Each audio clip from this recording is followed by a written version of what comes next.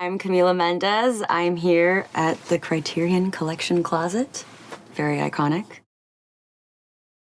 This one right here, Starting Strong, The Great Beauty. This is one of my favorite films. I love Paolo Sorrentino so much. I don't know what it is about watching a 65-year-old man like contemplate his life and sort of have an existential crisis. I don't know what it is about that that just really resonates with me. I feel like maybe deep down I'm a 65-year-old man. Jep Giambardella is his name. And I kind of love films that are like essentially about nothing, but they're not about nothing. They're about so much. Like the themes are so deep, but nothing really big happens. You're just kind of watching a character experience life. Like I really get a kick out of that, and I think this movie's also secretly very funny. Triangle of Sadness, another one of my favorites. Ruben Östlund is a director I would love to work with one day. Ruben, if you're listening to this, please, I'm a big fan.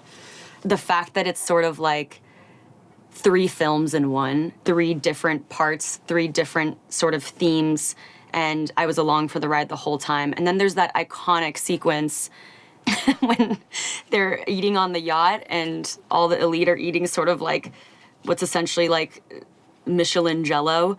I just couldn't believe my eyes when I watched that sequence. And also the first part, like the back and forth between a man and a woman talking about gender roles and this like really nuanced dynamic that is so interesting. I mean, I think that's what he does so well is like explore the social contracts that we have with each other and what happens when all of that disappears.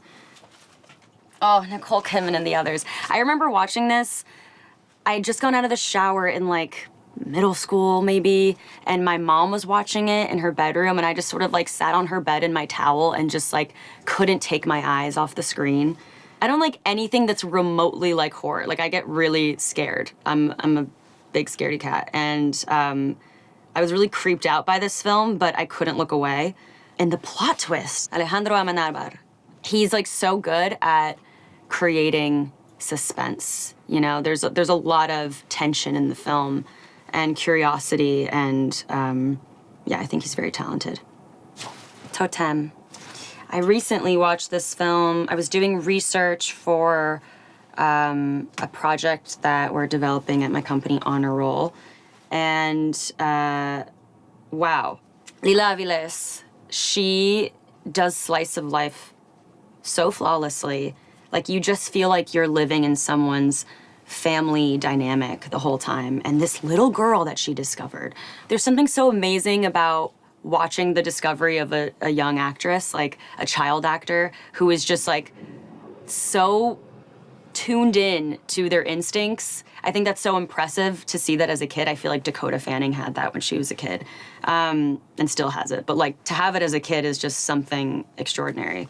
You're watching this little girl navigate the world and sort of start to understand grief and death. I recently worked with the Mexican filmmaker Carlos Lopez Estrada, and he was telling me, because our film has a lot to do with death, how in Mexican culture you start learning about death at a young age. Like it's something you start to process in a way that is enlightened and sort of seeing it as a positive thing and sort of just like the cycle of life. And it's just really beautiful to watch this little girl just start to understand death and grief, and illness, dealing with illness. So this one's definitely going in. She is one to watch. The Before Trilogy. Before Sunrise, of course, is my favorite. And what Richard Linklater captured in Before Sunrise is so hard to do. Like, you're just watching 2 people walk and talk for an entire film, and you're not bored. You're so in it because everyone knows what it feels like to like have that feeling. I mean, I hope everyone gets to experience what that feeling is like, but to have that feeling of, you know, falling in love in real time and, you know, sharing intimate moments with a complete stranger, but you have that sense of like, you know, familiarity where you feel like you've known them your whole life. I really feel that from this film, that there's like this beautiful chemistry between these 2 souls who are just like being drawn to each other. This movie is just so, so beautiful, and captures the nuance of falling in love perfectly. All right, thank you so much. This is a very heavy bag of stuff. I hope it fits in my suitcase.